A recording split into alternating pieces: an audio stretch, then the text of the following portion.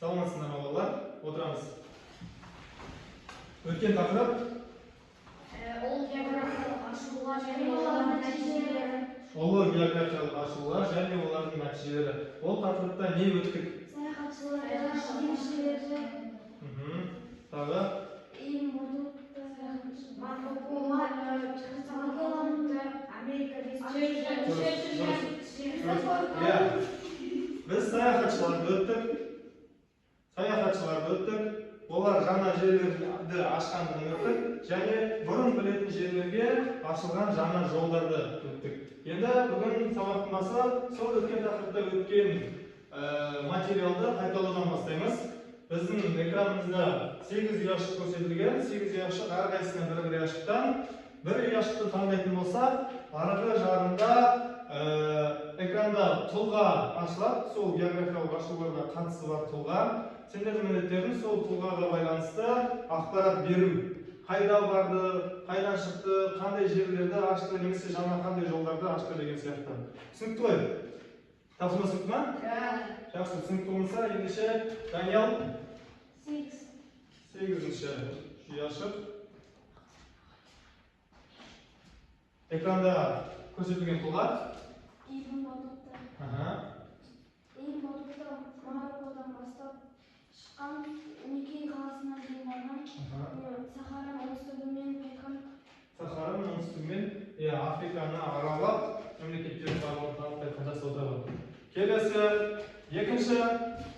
Келесі кім шықсы керек? Ерге шығабы? Яшық? 6-шы яшық шығабы? Экрандағы тұлға? Дженхэ. Бұл Дженхэ деген Қытайдан шыққан саяхатшы. Бұл саяхатшы 7 рет саяхат жасаған. Жаңадан теңіз жолдарын ашқан. Меккеден бастап оңтүстік Африкаға шейін барған. Меккеден бастаған ба? Қытайдан бастап Меккеге шейін барып, арамнан оңтүстік Африкаға шейін барған. Шығыс Африкаға шейін. Дұрыс. Келесі тағы шықсы керек. Райымбек шығабы. Номер 7. Тұлға? Марко Поло венециялық саяхатшы. Ол көптеген елдерді аралады. Ол Венециядан шықты, қай жерге шейін барды? Қытайға дейін барды. Құбылайдың қолында болды. Ол Ормуз, Тебриз деген қалаларға барды. Және онымен бірге әкесі мен көкесі бірге болған. Бірге қайтты ма олар? Жоқ, олар өмірден өз кетті. Ормуз, Тебриз деген қандай қалалар? Қытайдың ең мықты, атақты Қытайлар. Ұлы жібек жолы. Ұлы жібек жолы жүретін. Ең мықты, жақсы. Келесі. Аяулы. Иманәлі аяулы. Номер 3. Экрандағы тұлға.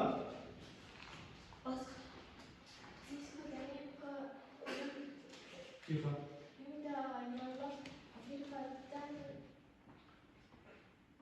Африкадан Индияға дейін барды. Тоқта. Болды. Жинақталамыз.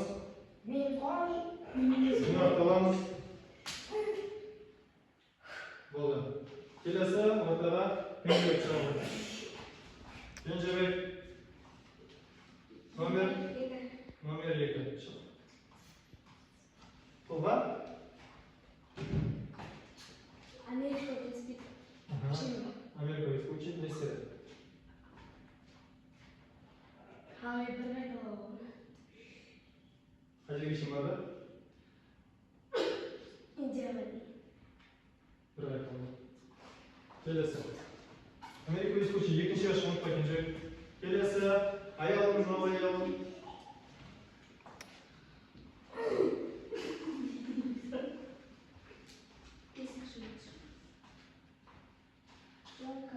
Англия елінен шыққан. 1492 жылы солтүстік Африкадан шыққан.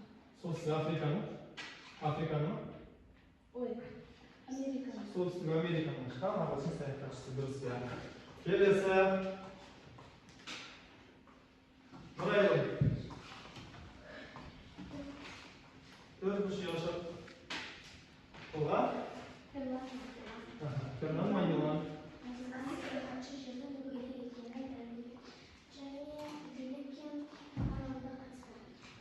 Филиппин аралдарында қайтыс болған дұрыс. Ердің домаға екендігін дәлелдеген. Так, келесі. Және. Кристофор Колумб. Кристофор Колумб үш кеме алады, әйелі Изабелла. Кемелердің аты Пинта, Ниня, сосын Санта Мария. Ол Сальвадор аралдарына ашады, сосын Куба аралдарына ашады. Куба аралдарына ашады. Америкаға алғаш рет барған еуропалық саяхатшы. Ол білді ма Америкаға барған және? Ол Индияға барған дұрыс. Тағы қосарларың бар ма? Кенже көрдім. Білемін. Жалпы қосарларың бар ма айтылған заттарға? Ол негізі Азияға барғысы келген. Ол негізі Азияға барғысы келген. Ал Кенжебек? Ол көп кемелерге ашы ғой. Орында айта білді.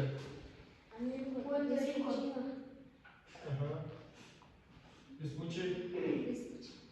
1507 жылы жаңа материк ашты. Ол материктен 1507 жылы Америкаға имам берді. Неше рет барған өзі сол жаққа? Үш рет барған, иә. Қай елге? Үшіншісі Бразилия. Бразилияға барған, дұрыс иә. Отыра бар. Тағы, иә, ал қосарың бар дедің, Райымбек. Кристофор Колумб екі-ақ емес қанша өнер тапты ғой. Біраз тапты, жақсы. Келесі. Жалпы естерден түсті ме? Өткен тақырыбымыз? Иә. Жақсы, естерден түскен болса, онда бүгінгі тақырып жазып аламыз. Реформацияның себептері Мартин Лютер мен Томас Мюнцер реформацияның Еуропа елдеріне таралуы.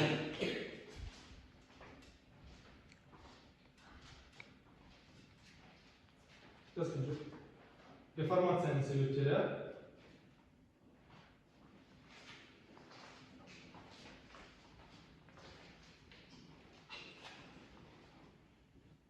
Мартин Лютер мен Томас Мюнцер реформацияның Еуропа елдеріне таралуы.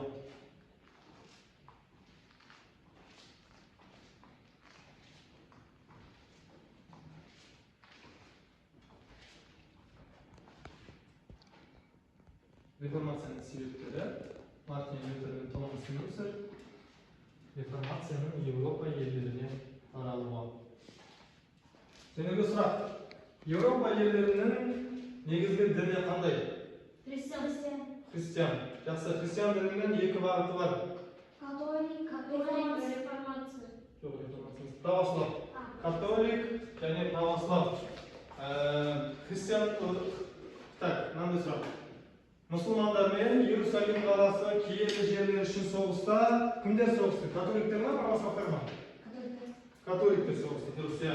Енді бүгінгі тақырып сол католик діні туралы. Реформацияның себептері, бұл жердегі реформация деген реформа, өзгеріс деген сөзден. Түсінікті ма, Райбек? Реформа, өзгеріс деген сөзден шыққан. Түсінікті ғой. Демек бұл католик дінін өзгерту деген сөз. Ал Мартин Лютер мен Томас Мюнцер деген сол өзгертулерді енгізген адамдар. Сұрақ. Рим папасы. Осы күнге шейін Рим папаларын танисыңдар ма? Бәрі бір емес, ол Персиянікі. Урбан 5-ші. Жақсы, Лев 1-ші деседі.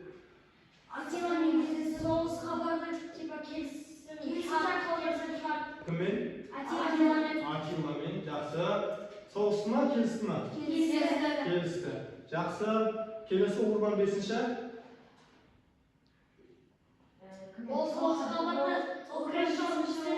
Күрес жауаптарын ұйымдастырды. Салахаддинға барған жоқ. Салахаддинға соғысатын адамдарды жіберді. Өзі даққан соғысқан жоқ. Түсінікті ғой. Келесі бүгін бізде жаңа Рим папасы Лев Бешіншісі. Лев. 10-шісі. Лев 10. Экрандағы тұлғамыз Лев 10-шы. Бұл кісінің ерекшелігі, бұл кісі Лев 1-ші сияқты біреулермен келіссөздер жүргізген жоқ. Соғысты тоқтатқан жоқ. Немесе Урбан 5-ші сияқты католиктерді соғысқа жіберген жоқ. Бұл кісінің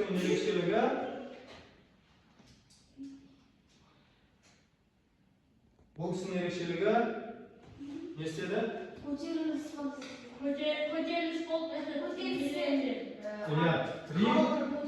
Рим папасына қарсы қозғалыстар басталды. Түсіндіңдер ғой? Не болды? Көтерілістер болды, иә. Көтерілістер болды кімнің? Лев басқа католиктердің, христиандардың Рим папасының билігіне қарсы көтерілісі болды. Түсінікті ғой? Түсінесіз ме? Жақсы. Ол көтерілістер не үшін болып жатыр? Бірнеше себептер бар. Ең біріншісі және ең үлкені аяулым оқи ғой. Коррупция діни шенеуніктердің қаражат алу арқасында мансап құруы, қарапайым халықтан қаражат талап етуі. Коррупция немесе діни шенеуніктердің қаражат арқасында өздерінің мансаптарын, орысша айтқанда карьера дейді ғой, карьераларын құрып алуы. Жоғары отырған тұлғаларға қаражат беріп арқылы өздерінің жағдайларын көтеріп алады. Түсінікті ғой? Немесе сол жағдайды көтеріп алғаннан кейін басқа кісілер сол діни адам болғысы келетін болса, еуропалықтардың солардан қаражат талап етеді. Түсінікті ме? Оған халық наразы болады. Өйткені дін қызметкерлері бірақ ақшаға қатты талап етіп отыр. Түсінікті ғой? Екінші себеп индульгенция деген себеп. Бұны былай түсінуге болады. Индульгенция деген Даниял оқи ғой. Индульгенция католик шіркеуі бойынша қасиетті әкеден Құдай кешірімді сатып алу. Құдай кешірімін сатып алу. Индульгенция деген католик шіркеуі бойынша қасиетті әкеден Құдай кешірімін сатып алу. Бұл жердегі қасиетті әке деген Святой Отец, жоқ, Иисус Христос емес, Святой Отец. Біздің мешіттердің басшысы кім? Имам. Христиандардың шіркеулерінің басшысы? Қасиетті әке немесе Святой Отецтері. Түсінікті ғой? Соған барады, өзінің күнәларын айтады, күнәларын айтқаннан кейін ақша береді, және оған кейін Святой Отец күнә кешіруді деп айтады. Сізге сұрақ, жаңағы адамдар Құдайға жасалған күнәларын кешіре ала ма? Жоқ. Ол саналмайды, иә? Бірақ адамдар ақша төлеп Құдайдың жаңағы кешірімін алып жатырмын деп ойлайды. Бірақ мынау кәдімгідей ресми құжат. Мысалы бір едіге деген біздің графымыз, герцогымыз Рим папасына барды да өзінің күнәларын мойындап ақша төледі. Одан кейін оған мынандай құжат береді. Индульгенция деген. Ол менің күнәларым кешірілді деген құжат. Түсінікті ме? Мүмкін ба ондай нәрсе? Мүмкін емес, иә? Бірақ осындай дүниелер болды. Және оған адамдар наразы болды. Қалай ол Рим папасы күнәларды кешіреді деген сияқты. Түсіндік па? Және үшінші себеп мемлекеттердің Рим папасының әсерінен құтылғысы келуі. Ол жаңағы мемлекеттер Рим папасы саясатқа да араласып отыр. Францияның саясатына, Испанияның саясатына. Мысалы, Фридрих пен Изабелла деген кісілер естеріңізде бар ма? Испанияның королевасының королі. Кімдерге қарсы соғысқан? Мұсылмандарға қарсы соғысқан, иә. Соған байланысты бұның барлығын тапсырмасын беріп отқан Рим папасы болады. Түсінікті ғой, және кейбір мемлекеттер оған қарсы шыққысы келеді. Қандай мемлекеттер? Картаға не көріп тұрмыз? Мынау қандай мемлекет? Франция. Кенжебек, мынау? Испания. Райбек? Едіге? Италия. Мынау? Англия мемлекеті. Дұрыс, Еуропадағы осы мемлекеттер. Германия бар ма? Бар, 38 мемлекет. Ортасында көршілесі. Қанша тұс мына жерде? 38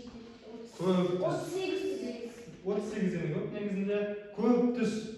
Өйткені Германияда әртүрлі мемлекеттер өте көп. Түсіндік қой? Сол үшін ең наразы болғандар да Германия. Түсінікті ғой? Осылар бастайды. Неге Рим папасы біздің саясатымызды шешу керек деп. Түсіндік па? Олардың діндері қандай? Христиан. Бірақ олар не істеді? Рим папасын қабылдамады. Қарсы Рим папасы бізге керек емес деді. Жазамыз. Реформация. Католик ағымындағы католик ағымын өзгертуге бағытталған халық қозғалысы. Католик ағымын өзгертуге бағытталған католик халық қозғалысы.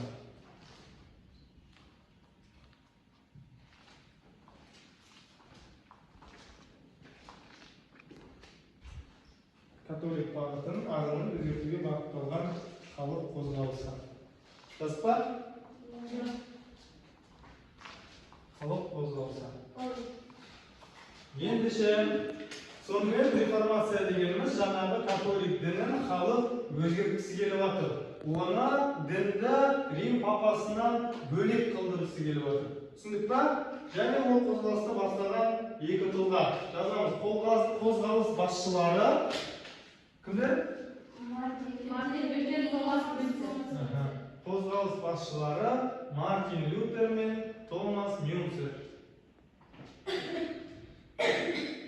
Қай мемлекеттен шыққан деп ойлайсыңдар?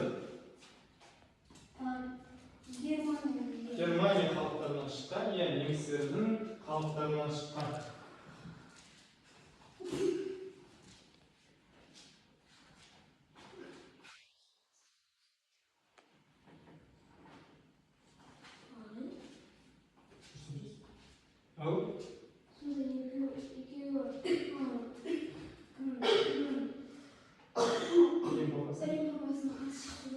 Рим папасына қарсы шықты. Бірақ ол қарсы шығу айтылды. Рим папасы заңсыздығы істемейді, ақша төлемейді деген істемейді. Иә, Рим папасы ол көп ақша берілген, ал дін Рим папасынан бөлек ол. Біздің дініміз ол бөлек Рим папасынан бөлек. Түсінді? Ол қарсы шығу ойламаңдар. Біздің Жанна дәрігерінде бар ма? Ол қалай қарсы шықты? Кімдерге қарсы шықты? Англияға шықты. Қалай қарсы шықты? Соғысы қарсы шықты. Ал Томас Мюнцер мен Мартин Лютердің қарсы шығуы ол көтеріліс емес. Ол халықтың арасында үндеу жасау. Түсіндіңдер ме? Қазір келесі экрандарда шақырып болсам көреміз. Бізде келесі экран Томас Мюнцер. Халықты көрдіңіз ба? Қолдарында не бар? Майзалар. Томас Мюнцер көтеріліске шақырды, қарулы қақтығысқа шақырды. Ал Мартин Лютердікі басқашалау. Заң түсіндіріп жатыр.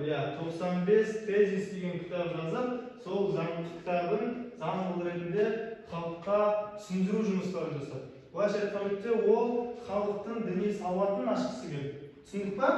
Осы кезден бастап біз сіздермен бұрында тарихта көбінесе соғыстарды өтіп отырмыз. Енді біз осы кездерден бастап халықтың арасындағы мәдениет, кітап тарау деген сияқты нәрселерге көп көңіл аударамыз. Түсіндіңдер ме? Және ол сол қозғалыстардың бірі халықтың арасында қарапайым ақпарат тарату, немесе пропаганда. Түсіндіңдер ме? Халықтың арасында ақпарат тарату. Сонымен біздің Европа, бұл Европа мемлекеттері діндеріне байланысты әртүрлі түстерге бөлінген. Мысалы, мына жерде православ дініне берілген шығыс Европа мемлекеттері күлгін түспен, ислам, мына жердегі Стамбул, Осман империясының исламға берілген деген сияқты. Түсіндік қой. Демек, Томас Мюнцер мен Мартин Лютердің әрекеттің нәтижесін берді деген сөз мына картаға қарап біз айта аламыз ба? Нәтижесін берді деп. Айта аламыз, өйткені картамыз өзгеріп жатыр. Енді тағы да нәтижесін беру туралы айтатын болсақ, 1618 жылға келеміз. Олар өмір сүргеннен кейін 70-100 жыл уақыт өткеннен кейін не болды? Соғыс болды. Неше жыл соғысқан? 30 жылдық. Қанша жыл? 30 жыл соғысқан. Бұл жылда 30 жылдық соғыс деп айтады. Түсіндіңдер ме? Кіммен соғысқан? Және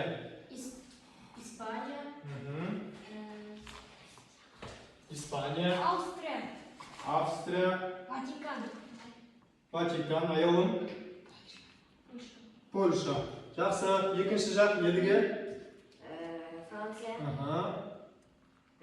Швеция, Швеция, Англия, Англия, ортасында Чехия, Чехияның бұрынғы мемлекеті. Швейцария. Жоқ, Богемия деп аталады. Астанасы Прага қаласы. Бұрын қазіргі Чехия мемлекеті, бұрын Богемия деп аталды. Олар сол кездегі Германияда тұратын, енді Германияның аумағы бар, мемлекет жоқ. Аумақ бар. Сол аумақта тұратын ең үлкен екі мемлекет. Бірақ негізі өздері кішкентай ол.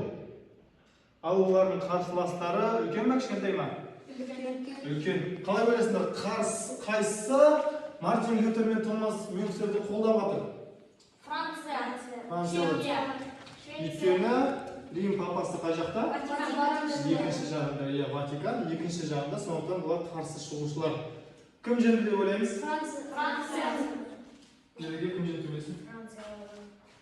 Райбек. Францияға білесің ба? Кенжебек? Испанияға ешкім жанкүйер болмай ма? Аяулым? Испания. Испания деп ойлайсың ба? Жақсы, аяулым? Аяулым? Франция деп ойлаймыз, иә? Жақсы. Соғыста жеңіске жеткен шынымен Богемия бастаған Франция, Англия мемлекеттері. Түсіндік қой? Тақырып түсінікті болды ма? Иә, тақырып түсінікті болса, ендеше тақырыпты бекітейік. Тапсырма берем. Мына ақпаратта тура осы карта деп айтсақ та болады. Бұл жерде мемлекеттердің аттары берілген. Бізге картаға қарап отырып, осы мемлекеттерді жазу. Қай мемлекет, қай дінге берілгендігін. Түсінікті ғой? Түсінікті ма? Сосын оны уақыт берем, 5 минут, әрі кетсе 5 минуттан кейін шығып, қай мемлекеттің қай дінге жататындығын осы ақпаратқа қарай отырып жазамыз. Түсіндік па?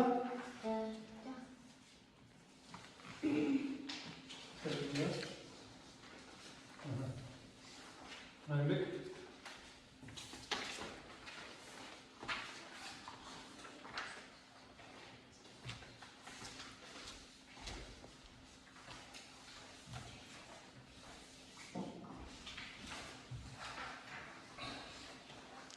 Жақсы, тапсырма түсінікті ма? Ендеше тапсырма түсінікті болса, 5 минут уақыт бастаймыз.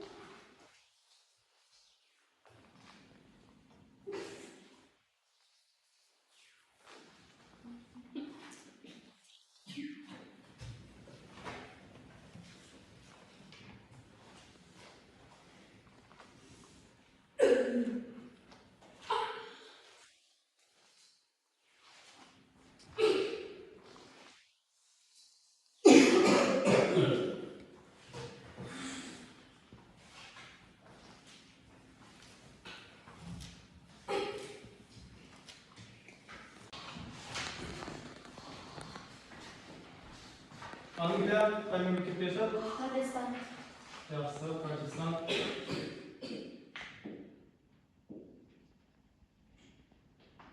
Пакистан.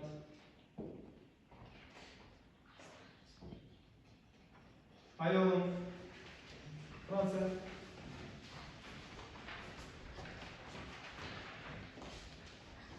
Жазылды. Францияда қай дінге жатады? Дұрыс, католик, иә. Дұрыс, иә, католик. Келесі. Райым.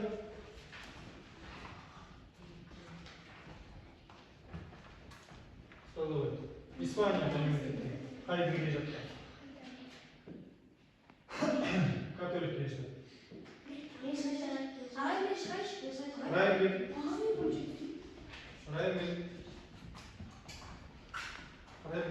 Екі адам бұны көтеріп отырсыз. Португалия. Католик. Жақсы, католик. Неге? Сарымен тұрған жоқ па? Иә, сарымен тұрған жоқ па.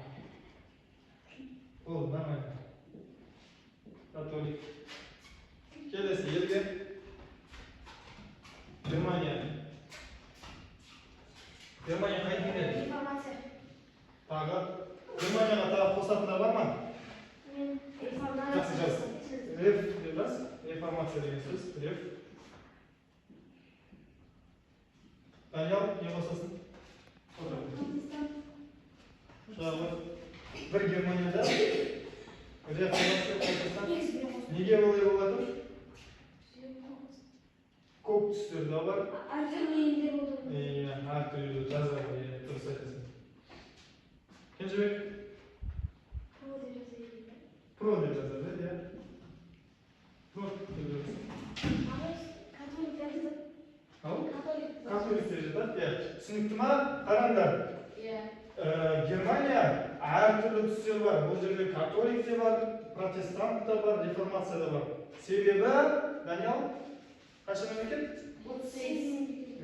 38. Кенжебек, Италия.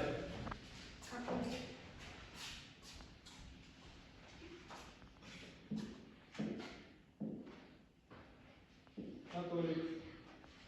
Дания кім жазады? Жаза ғой, Дания. Аяғым келесін Дания отыр.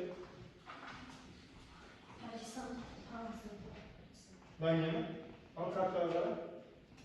Түсі қандай, Дания қандай? Жас протестант тұрысы. Аяғым Осман империясы. Және Польшаны жаз, Ресейге. Кенжебек. Аяғым Осман империясы.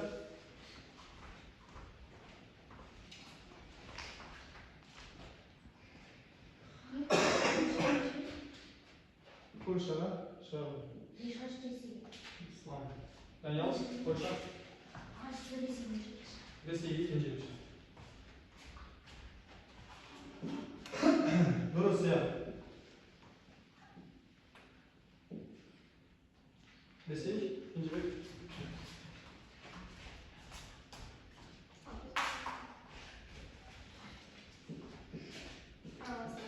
Православ. Дұрыс айтасың, иә. Жақсы. Енді Англия. Дені? Протестанттық. Дұрыс айтасың. Реформациямен бірге деп жетті ғой, өйткені қарақаласкаларда бар. Тағы протестанттық дінге қандай мемлекеттер жатады? Ирландия. Ирландия толық? Шетте, жақсы. Дания. Германия. Норвегия, Швеция. Норвегия, Швеция. Анау ел қасында тұрған. Қайсы? Гренландия. Алыста. Қате емес, бірақ дұрыс. Барлығымызда солай ма? Парақтарымыз тексереміз. Бәрімізде Англия протестантизм жазады ғой, иә? Жақсы, келесі. Франция. Католик, тағы реформацияның бөліктері бар. Тағы католик, қандай мемлекеттерді көріп тұрмыз? Испания, Португалия, Италия, Германия. Германия бөліктері. Мынау? Польша, дұрыс айтасыздар, иә. Келесі Италия. Исламға жататын мемлекеттер? Жақсы. Мынау? Қазақстанның бұл да бөліктері де бар. Күлгінспен? Православ, Ресей ағымында? Турция ма? Хорватия, Босния, Герцеговина. Хорватия, Босния, Герцеговина, Венгрия, Румыния деген мемлекеттерді білесіңдер ма?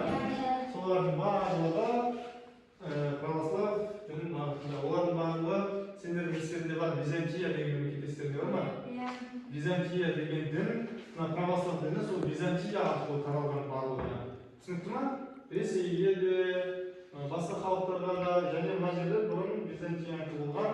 Сондықтан біз Византияны православтардың басшысы деп айтамыз. Жақсы. Так. Келесі. Так, мен мынаны ары қаратай қайтарып білмейді екенмін ағай. Тоқтап анасы. Енді үй жұмысы. Тақырып түсінікті ма? Үй жұмысы. Бөліп бөліп аламыз үй жұмысын күндегідей. Едіге аяулым. Сендер протестантизм үй жұмысына.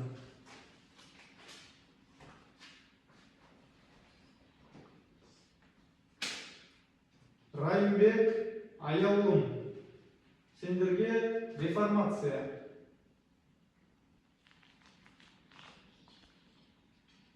Кенжебек Нұрайлым. Сендерге католик діні.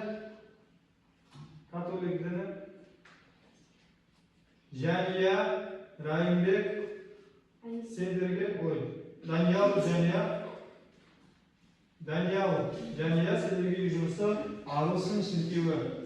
Англиканство дейді, немесе ағылшын шіркеуі десінде түсінікті болады. Тақырып түсінікті болды ма? Тақырып түсінікті болса, бұл тақырыпты бір қайталап алайық. Католик дінінің, немесе христиан дінінің жаңа үш бағытының бірі. Кенжебек бір бағытын айт. Христиан дінінің жаңа үш бағытының бірі. Католик жаңа ма? Реформация, протестант, үшіншісі Православ. жаңағы ағылшын шіркеуі. Келесі протестантизм мен реформацияны енгізген тұлғалар, немесе алып келген тұлғалар, екі тұлға. Аяулым, аяулым. Томас Мюнсен. Жақсы. Және қай мемлекетте протестантизм мен реформация ең көп тараған? Қай аймақта? Англияда. Германияда жақсы тараған. Жақсы, дұрыс. Осы Еуропа мемлекеттеріндегі ислам мемлекеті Нұрайлым? Осман империясы, дұрыс. Православ дініндегі мемлекет? Ресей империясы, дұрыс. Ал ендеше тақырып соңында бүгінгі тақырыбымызды бекітетін соңғы бір видео көріп, сосын сол видео бойынша тағы бірнеше сұрақтар қойып, сонымен сабағымызды аяқтаймыз. Түсінікті ғой? Жақсы, видео тамашалайық.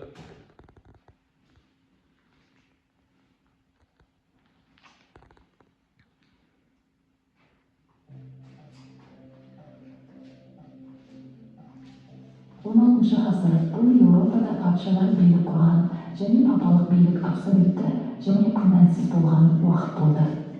Дүниетанымның өзгеруі, қайта өрген дәуірінің жаңа географиялық және ғылыми жаңалықтары құдіретті католиктік шіркеуінің ұстанымына нұқсан келтіріп, оның біліміне күмән келтірді.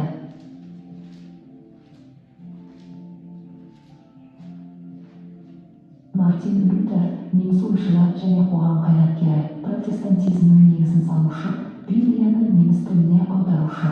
Мартин Лютер 1483 жылы Айсельмен қаласында дүниеге келген. Ол католиктік христиан дінінің қатаң ережелерінде тәрбиеленді. 14 жасында Мартин Марбургте францискандық мектепте оқыды. 18 жасында Эрфурттағы университетке түсті. 1505 жылы 22 жасында Мартин жалпы білімін аяқтап, бакалавр дәрежесін алып, заңгер ретінде жұмысқа кірісуге дайын болды. Осы кезде оның өмірі күрт өзгерді. Өзінің естеліктері бойынша 1505 жылы 2 шілдеде ол Эрфурт маңындағы жолда жалғыз келе жатқанында күтпеген жерден күн күркіреп қорқынышты найзағай соғады. Мартин найзағайдан қатты қорқып, ол әулие Анна маған көмектес, мен монах боламын деп уәде береді. Найзағай аяқталып, Мартин аман қалады. Діндар адам ретінде ол әулиеге берген уәдесі бойынша 2 аптадан кейін әкесінің еркіне қайшы келіп Эрфурттағы Августин монастырына монах ретінде кетеді. 1507 жылы ол діни қызметкер болды, ал 1512 жылы ол теология докторы дәрежесін алды. Ұзақ уақыт бойы Лютер Виттенберг университетінде сабақ берді. Оның лекциялары студенттер арасында танымал болды. 1517 жылы 18-ші салонының құрылысына қаражат жинау үшін индульгенцияларды сату туралы бұйрық шығарды. Көп ұзамай Лютер Иоганн Тецель Телеманах келіп индульгенция сатуға кірісті. Мартин Лютер шіркеудің индульгенцияны сатуы дұрыс емес деп танып, халықты индульгенцияны сатып алмауға шақырады. Түсіндіңдер ма? Халыққа кәдімгідей жаңағы қағазды сатып отыр. Көрдіңдер ғой? Күнә кешіріледі деген қағаз сатып отыр халықтың арасында. А Мартин Лютер сатып алмаңдар деп шақырады.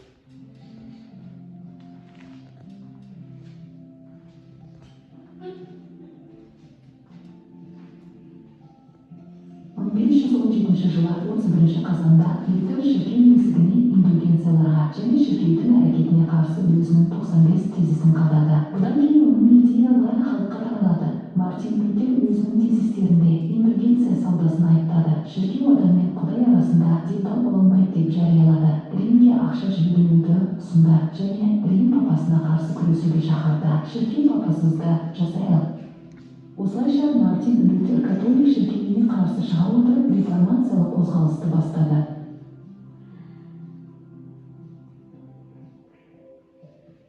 Реформация католик шіркеуін реформалауға, яғни өзгертуге бағытталған 16-17 ғасырдың басындағы батыс және орталық Еуропадағы кең діни және қоғамдық саяси қозғалыс.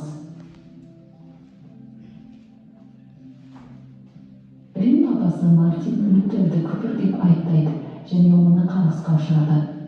Папа Лютерге оның шіркеуден алыстатылатыны жөнінде хат жібереді. Халық арасында Лютерді қолдаушылар көбейе түседі және бұл жағдай Лютерге күш жігер береді. Жіберілген Лютер папаның шіркеуден алыстату туралы хатын өртеп жібереді. Қасиетті Рим империясының императоры 5-ші Карл Лютерді Вюрмштағы князьдердің съезіне шақырады. Лютер өзіне тұнған қауіпті түсінсе де съезге барады. Кездесу барысында 5-ші Карл бірнеше рет Лютерге өз ілімінен бас тартуды ұсынды. Бірақ Лютер мен осыны ұстанамын және басқаша істей алмаймын деп жауап қатады. Бір айдан соң император Вюрмш жарлығын шығарады. Онда Мартин Лютер мен оның ізбасарлары күпір деп жарияланды. Қудалаудан қашқан Лютер Саксон князі Фредериктің сарайында жасырылып памалайды. Осында қарапайым неміс халқы қасиетті кітапты түсінсін деп ол Библияны неміс тіліне аударады. Мартин Лютердің идеялары халық арасында кең тарала бастайды және қала тұрғындары, шаруалар, князьдер оны қолдайды. Для сочного мяса и румяного цвета розовый бульон секрет домашнего вкуса первое и второе. Мартин Лютер күнәларды ақшамен кешіруді айыптады. Лютер әрбір діндардың жан дүниесінде Құдайдың үні бар. Бұл адамның өз ар-ожданы, моральдық қағидалары деп үйретті. Осы ішкі дауысты тыңдай отырып, адам өзі шешім қабылдайды, әрекет жасайды және олар үшін жауапкершілік алады. Лютердің пікірінше, адам тек сеніммен ғана құтқарылады. Иман тек Құдайдың рахымымен ғана болады және адамның ешбір еңбегіне тәуелді емес. Сенім мәселесінде жалғыз берік Библия. Діни қызметкерлер Библияны түсіндіру керек. Монахтықтың қажеті жоқ. Шіркеу жерлерге иелік етпеу керек. Шіркеу рәсімдерінің құнын төмендету керек. Шіркеу папаға емес, зайырлы билеушілерге бағынуы керек. Ғибадат ана тілінде жүргізілуі керек.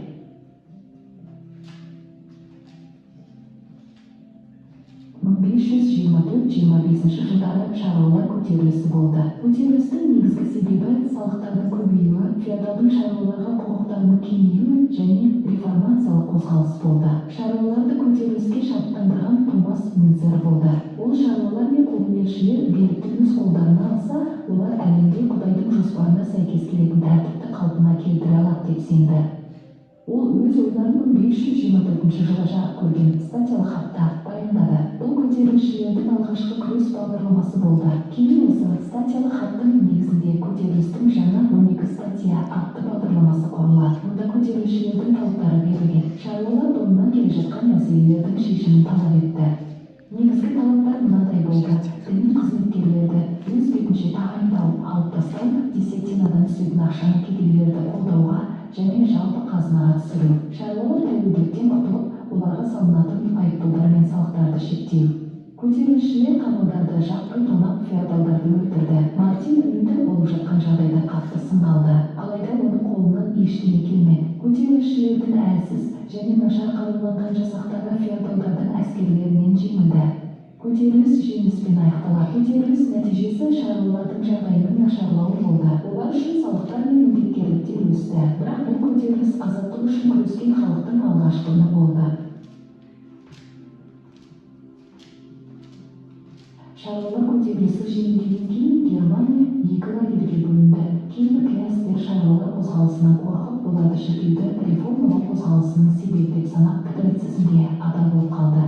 Кейбір князьдер монастыр жерлерін басып ала бастады. Император 5 Карл монастыр мүлкін иелендіруге тыйым салды. Лютердің жақтастары бұған протест, яғни қарсылық білдірді. Протестант сөзі осылай пайда болды.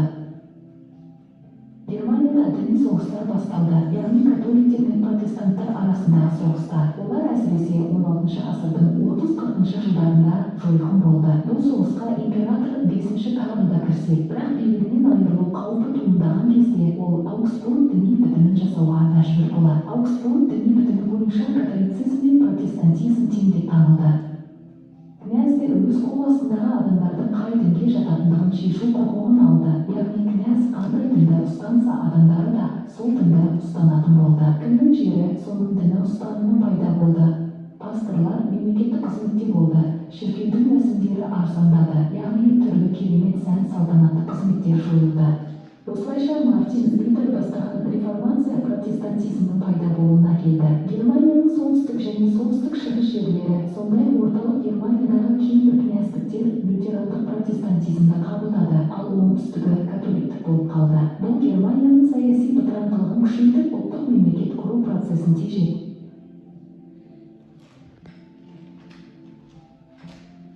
Түсінікті болды ма?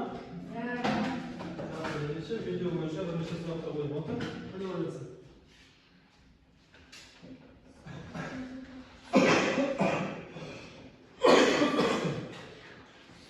Так, видео бойынша бірінші сұрақ қойайын. Видео бойынша бірінші сұрақ. Так, бірінші 95 тезис кітабын жазған автор Мартин Лютер. Жақсы. Халықты қарулы көтеріліске шақырған Томас Мюнцер. Жақсы. Томас Мюнцердің көтерілісі сәтті аяқталды ма? Жоқ. Жоқ болады. Рыцарьлар жеңілдіреді. Келесі. Мартин Лютер дін қозғалысы қалай аталды? Протестантизм деп аталды. Сонында протестантизм мен католик діні бір-бірімен тең болды ма, немесе біреуі жоғары болды? Тең болды. Дұрыс. Тақырып түсінікті ғой? Түсінікті. Барлығына бірінші сұрақ. Дін негізіндегі христиандар арасындағы соғыс қанша жылға созылды? 30 жылға созылды. Тақырып түсінікті ма? Тақырып түсінікті болса, сабақ аяқталды.